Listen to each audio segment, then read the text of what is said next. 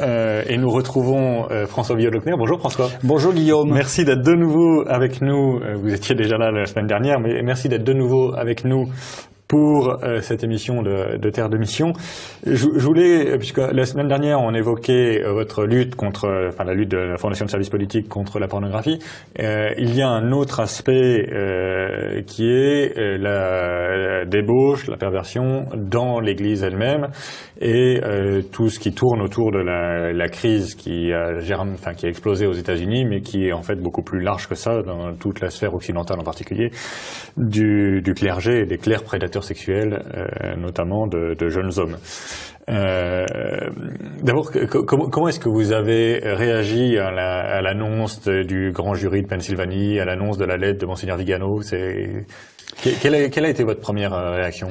Ma première réaction a été d'être extrêmement peiné par la mise en cause d'un prélat absolument incontestable qui est Monseigneur Vigano, qu'on a immédiatement, notamment en France, dans les milieux dits catholiques, traité de tous les noms, en disant qu'il mentait, qu'il inventait, qu'il avait sûrement des problèmes personnels. C'est ce qu'on appelle des procès soviétiques.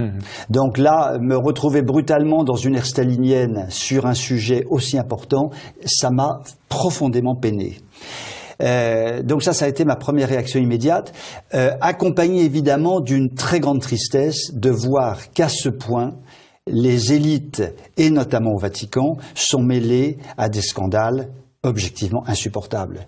On ne peut pas supporter de tels scandales. Ça met en cause évidemment le Vatican, ça met évidemment en cause le pape, et je suis extrêmement triste pour l'immense armée des très saints prêtres et religieuses qui ont une image complètement déformée parce qu'évidemment les forces du mal, elles, savent en profiter. Et ils sont d'un courage extraordinaire aujourd'hui parce que ils font le dos rond et ils savent parfaitement qu'eux mènent une voie droite, pure, chaste, et donc j'allais dire que ce sont eux les piliers de l'Église. Et alors, il y a une chose qui est assez frappante quand on regarde ce qui se passe aux États-Unis et quand on compare avec les commentaires français. Moi, j'ai été très frappé de voir à quel point l'immense majorité de l'Église américaine réagissait bien, entre guillemets, c'est-à-dire en s'attaquant aux problèmes, en les regardant en face, en invitant à la prière, au jeûne, à la pénitence, à la chasteté, en parlant de choses qui sont un peu archaïques pour le discours catholique français habituel, mais qui sont évidemment fondamentales, parce qu'on ne pourra pas s'opposer sérieusement à cette crise si on ne revient pas à des fondamentaux. Et de l'autre côté, on ne voit en France ou en Europe de l'Ouest que des histoires de rapports de force, des histoires de cléricalisme, des histoires de... ce qui ne veut pas dire que tout est parfait, évidemment, en Amérique du Nord, c'est pas ce que je veux dire, mais moi j'étais cet été en Amérique du Nord, et toutes les messes auxquelles j'ai assisté, de la messe traditionnelle à des messes beaucoup plus libérales, y compris de prêtres très libéraux, à chaque fois j'ai assisté à un petit laïus qui disait il faut revenir à la prière, il faut revenir au jeûne, il faut revenir, on veut la vérité, on veut la justice, il faut prier pour les victimes, toutes choses qu'on n'entend plus du tout en Europe de l'Ouest. Là aussi, comment est-ce que vous pensez qu'on peut sortir de la crise sans s'attaquer, sans revenir en fait aux fondamentaux de la vie chrétienne habituelle, quoi? Alors, les armes que vous venez d'indiquer sont fondamentales. Évidemment, la prière, le jeûne permanente sur des tels sujets sont évidemment au cœur de l'action, c'est tout à fait clair. Parallèlement à ça, je pense qu'il faut absolument qu'on ouvre un débat fondamental sur le problème de l'homosexualité. Le pape se trompe quand il parle de pédophilie. Je suis désolé, le problème fondamental, c'est le problème de l'homosexualité qui peut porter à la pédophilie, bien sûr. Mais le problème fondamental, c'est celui-là. Or, aujourd'hui, plus personne dans l'Église n'ose, parce que on va, oui, vous comprenez, on va ostraciser. Donc, on accepte finalement l'homosexualité, finalement donner la communion aux homosexuels. Pourquoi pas? Miséricorde pour tous, il faut être charitable. Que suis-je pour juger? Ce sont des délires. Pourquoi? Parce que ça va exactement à l'inverse du catéchisme de l'Église catholique qui dit le contraire. Donc, où le catéchisme de l'Église catholique est à mettre à la poubelle, et à ce moment-là, ok, on est d'accord, l'homosexualité est parfaitement recevable, et ça change toute l'Église, ou alors on applique simplement ce qui est la doctrine de base, qui est dans le catéchisme de l'Église catholique, qui a été bâti notamment par Jean-Paul II, qui n'est quand même pas un hystérique. Donc, à ce moment-là, on l'applique, et ça veut dire quoi? Ça veut dire que si des prêtres sont homosexuels, il faut qu'ils quittent l'Église. Il faut qu'il y ait véritablement un travail de fond. On ne peut plus supporter qu'on accepte aujourd'hui dans l'Église, dans beaucoup d'églises européennes, et dans l'Église mondiale d'ailleurs, des prêtres dont on sait parfaitement qu'ils sont homosexuels, mais qui ne posent pas de problème. Ils posent un problème fondamental. L'homosexualité reste un désordre extrêmement grave. C'est dans le catéchisme de l'Église catholique. Saint Paul en parle de façon relativement puissante quand même. Alors est-ce qu'on jette Saint Paul aussi à la poubelle?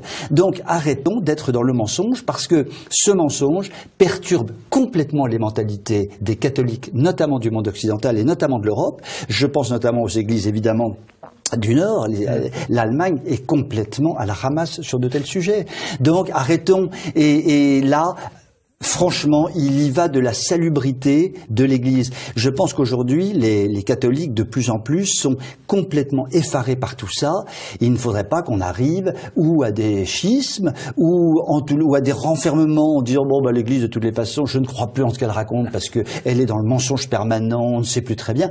Il faut clarifier les choses, quel qu'en soit le prix. Et si on a 20% des prêtres qui quittent l'Église demain matin, on n'en mourra pas. Je pense que l'Église en a vu d'autres. Mais il faut que le pape là-dessus soit beaucoup plus clair, est une parole extrêmement intelligente, lisible et surtout qui corresponde à ce que dit le catéchisme de l'Église catholique. Question subsidiaire. Vous savez qu'il a beaucoup été question de dire que la crise était liée au cléricalisme.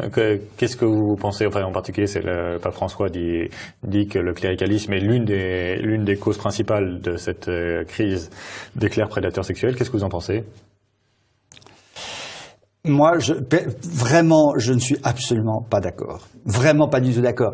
Je pense que le fondement de la crise actuelle, c'est le refus de la morale.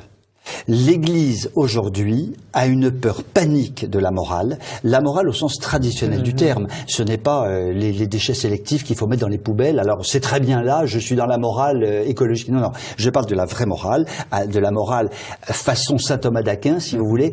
Je crois que Tocqueville disait une phrase de ce style. Je suis désolé, c'est pas exactement la phrase, mais la liberté consiste à chercher la vérité ne peut se concevoir sans la foi.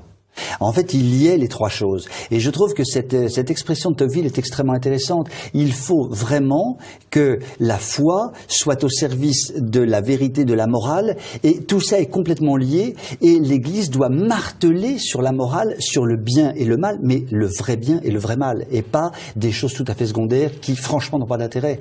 Est-ce qu'il n'y a pas aussi une espèce de vision pardon pour l'expression, mais un peu gnostique, où pendant des années on nous a dit que quand on avait l'amour, quand on avait la miséricorde, on était au-dessus de la loi et qu'il fallait donc ne pas s'embarrasser avec les règles légales et tout faire par amour. Ce qui évidemment est partiellement, enfin il y a quelque chose de vrai là-dedans. Saint Jean évidemment dit des choses assez proches de ça, mais en même temps toute la tradition catholique a toujours dit que l'amour consistait à appliquer les commandements. Et donc absolument. Et le premier commandement, tu aimeras ton Dieu comme toi-même. Le second, tu aimeras ton prochain comme toi-même. Le premier, c'est tu aimeras ton Dieu comme toi-même et ton prochain comme toi-même. Donc Dieu aussi est au cœur du... Or, Dieu, contrairement à ce qu'on veut faire croire aujourd'hui, est un Dieu qui peut être sévère et qui, à juste titre, on le voit avec tous les saints, par exemple, qui ont eu des visions de l'enfer. On voit bien que l'enfer existe. Il y a des gens dans l'enfer, contrairement à ce qu'on dit aujourd'hui. Et donc, mais à force de dire, bah oui, le bien et le mal, tout ça, finalement, c'est assez relatif. Dieu est miséricordieux. Donc, finalement, la morale, c'est pas si essentiel que ça. C'est la l'amour qui compte. On introduit des troubles considérables dans les esprits des gens. Et moi, en tant que patron de la Fondation de services politiques, on reçoit énormément de mails. Je suis quelquefois, enfin de messages ou écrits ou des messages par Internet, je suis quelquefois effaré par ce qu'on raconte dans ces messages, parce que c'est complètement en dehors de l'Église. Mais les esprits sont tellement lessivés par un espèce de système que Benoît XVI appelait finalement le relativisme, parce que tout ça revient à ça. Et donc, il faut que nous en sortions. Là, pour moi, c'est la survie de l'Église qui est en jeu. Merci beaucoup, cher François. Évidemment, vous êtes le bienvenu quand vous voulez sur ce plateau. Beaucoup, Guillaume. Et malheureusement, nous aurons probablement l'occasion de revenir sur cette crise, puisqu'elle est loin d'être terminée, et qu'il va falloir nettoyer les écuries d'Augias, comme on dit. Merci, en tout cas. Merci beaucoup, Guillaume.